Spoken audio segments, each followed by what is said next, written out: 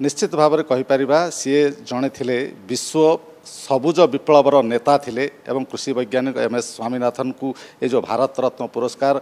सारा विश्वर सारा देशर कृषिकूल चाषीकूल ये हम गोटे खुशी खबर हम एवं आपड़ जानी ओडिशा कृषि वैषयिक विश्वविद्यालय रे गोटे MS स्वामीनाथन हॉल रही रिसर्च सेंटर रही एवं ओडिशा सहित तांकर कौन संपर्क से संपर्क अधिक आलोचना करने मु वर्तमान रही OUAT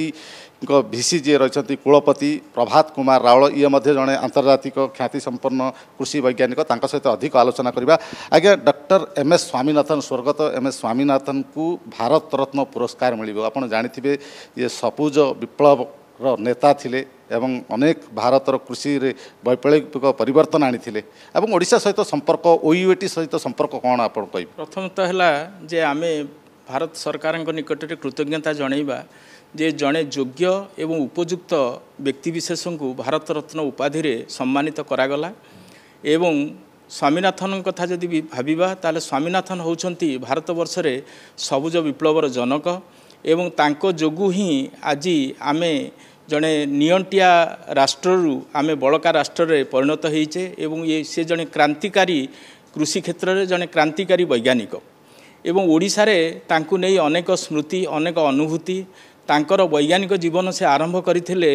ओडिशार कटकर जो केंद्रीय धान गवेषणा प्रतिष्ठान रही जहाँ आमे विद्याधरपुर फार्म कही था तांकर प्रथम पोस्टिंग सेठी होइथिला तेणु तांकर जो वैज्ञानिक जीवन यात्रा से विद्याधरपुर फार्म बा national rice research institute ICR जहाँ आज आम कहूचे से सेउठु आरंभ करथिले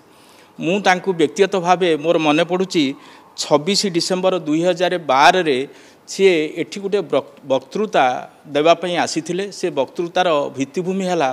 तांकर जड़े पूर्वतन सहकर्मी सी हेले किसान कानूनगो जे परवर्ती अवस्था OUAT कुलपति होते तांको देहांतरे जेतेबेले आमे एठी किसान कानूनगो मेमोरियल लेक्चर अनुष्ठित कलु तार प्रथम लेक्चर दवापाई से विश्वविद्यालय को आसी द्वितीय कथा है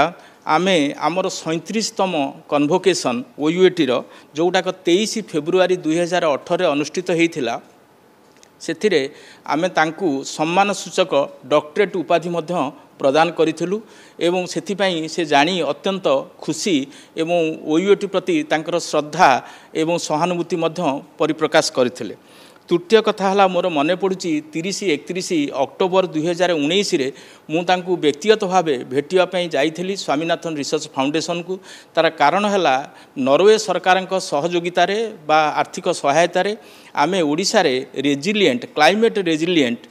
गोटे प्रकल्प कार्यकारी करुचे जोठी OUAT गोटे अंशीदार आमर जो केंद्रीय धान गवेषणा प्रतिष्ठान बा NRRI सी गोटे अंशीदार आ स्वामीनाथन रिसर्च फाउंडेशन गोटे अंशीदार से ही परिस्थिति रे मु जेतोले तांकु भेटिली से प्रति से समय रे तांकर सामयिक असुस्थता सत्वे मध्य से नियमित भाव में ऑफिस आसुथिले एवं तांकर शुभेच्छा और शुभकामना ओडियावासी ओडिशा लोकों ओडिशा वैज्ञानिक एवं OUAT वैज्ञानिक मानक जनईथिले एवं यापाई मध्य आज OUAT सर्वबृहत जो गुटाक आमर सभागार रही जे स्वामीनाथन सम्मिलनी कक्ष सेटा स्वामीनाथन नाँ रे ही नामित करा जाइछि एति मध्य यथेष्ट नुह किंतु आज आमे समस्त कृषि वैज्ञानिक कूल एवं चाषी कूल आमपाई आमे अत्यंत खुशी जे एभली जड़े उपयुक्त लोकों बा उपयुक्त वैज्ञानिकों को भारत सरकार सम्मानित कले एटा पर पीढ़ी की यथेष्ट उत्साहित करिवो। धान गवेषणा केन्द्र विद्याधरपुर से प्रथम पोस्टिंग हेले वैज्ञानिक कैरियर आरंभ कले आज से एशियार बृहत्तम धान गवेषणा केन्द्र एवं कौन रास्ता देखे जाइथल निश्चित भाव